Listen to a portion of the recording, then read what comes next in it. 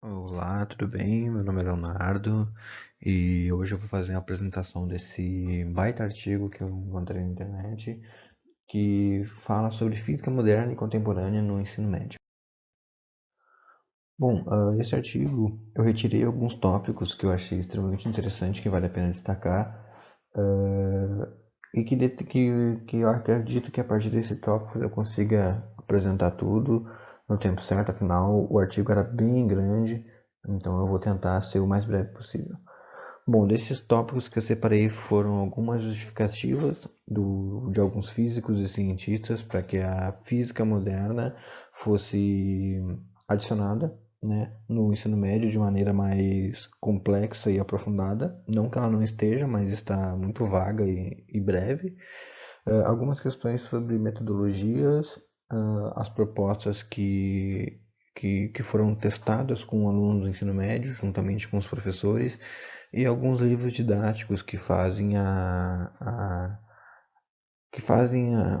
adição, né, da física moderna no ensino médio. Esses foram alguns nomes que eu separei dos cientistas e físicos que contribuíram, né, para esse artigo. Contribuíram de maneira indireta, é claro, foram retirados alguns trechos de entrevistas e outras fontes como jornais e revistas. Então, esses são alguns dos nomes. Bom, e aqui a gente começa com já algumas das justificativas desses cientistas para a gente incluir a física moderna no ensino médio, né?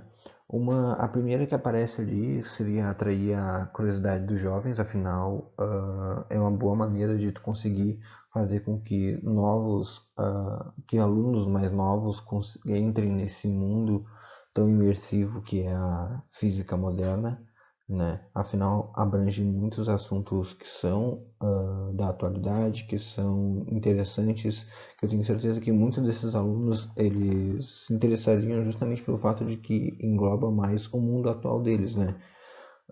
Afinal, a física clássica, que geralmente é ensinada no ensino médio, igual consta ali no segundo tópico, são conteúdos que geralmente são abaixo dos anos 1900.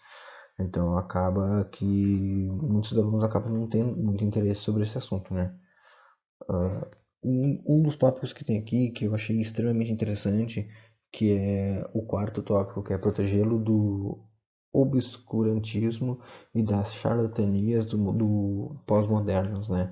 Porque isso é um problema que hoje em dia temos bastantes, principalmente quando envolve física moderna, que é diversas teorias totalmente sem embasamento e pessoas que eu não digo que criam as suas próprias teorias, mas que leem alguma coisa simplesmente na internet e não dentro de uma sala de aula e acaba transmitindo esse tipo de informação, que é uma informação falsa, para as outras pessoas e acaba, sabe, banalizando a física moderna, né?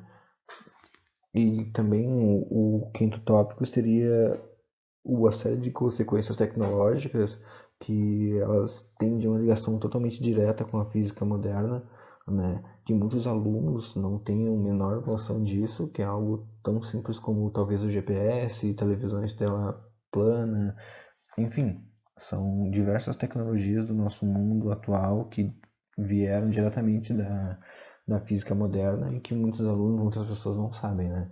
Então, seria um outro benefício para aprofundamento nessa área da física seria esse. Bom, falando das questões metodológicas, tem várias opiniões que aparecem dentro do artigo. Alguns físicos pedem para que tu comece a não utilizar tantos termos da física clássica e não fazer tanta comparação. Enfim, tem diversas maneiras, diversos métodos, né, que aparecem no artigo, mas o que mais aparece é o desse cientista chamado Terrazan, se não me engano é assim que se pronuncia, que ele diz que não tem um método fórmula, né, entre aspas, igual está ali, que seria um método certo de se ensinar, afinal cada aluno é de um jeito, cada professor ensina de uma certa maneira, algum aluno vai precisar de uma orientação mais especial do que outro, então não tem uma maneira exata de tu ensinar, né? tem diversas opções e aí vai do professor conseguir afunilar e conseguir, sabe, achar qual seria a melhor maneira de tu ensinar, de tu entrar nessa física moderna. Bom, aqui a gente vai falar um pouco sobre alguns dos projetos, né? Os projetos que foram propostos para os alunos e para os professores, né? Foram feitos diversos projetos com escolas diferentes e alunos diferentes e professores, enfim, para ver como eles se sairiam em determinados assuntos da física.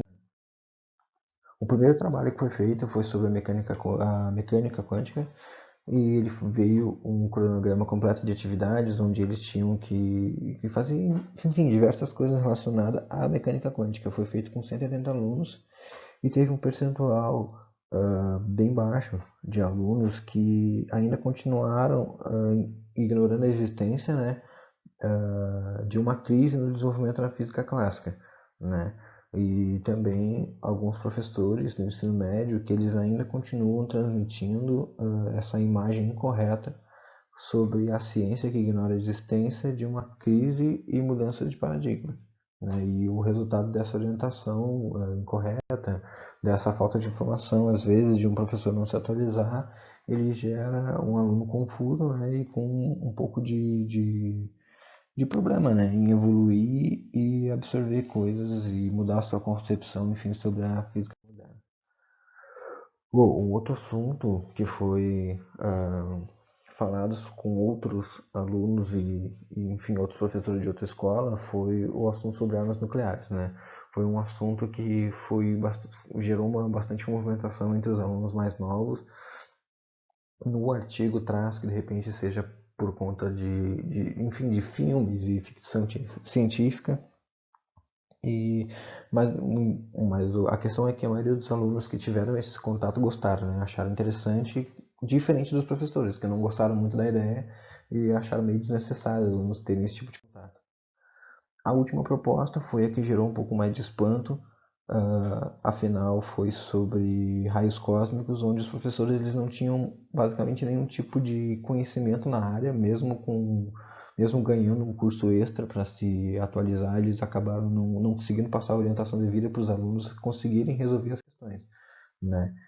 Então, provando que, mais uma vez, dentro da física moderna, muitas vezes, eu não digo o culpado, mas o problema está no orientador pedagógico, né? No educador que não tem uma atualização sobre o assunto e muitas vezes não tem até um certo interesse em passar sobre esse assunto para o seu aluno por, sei lá, achar desnecessário ou achar que não vale a pena, né?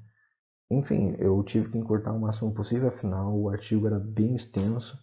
Essa foi a referência que eu usei. Muito obrigado pela atenção de todos. É isso aí.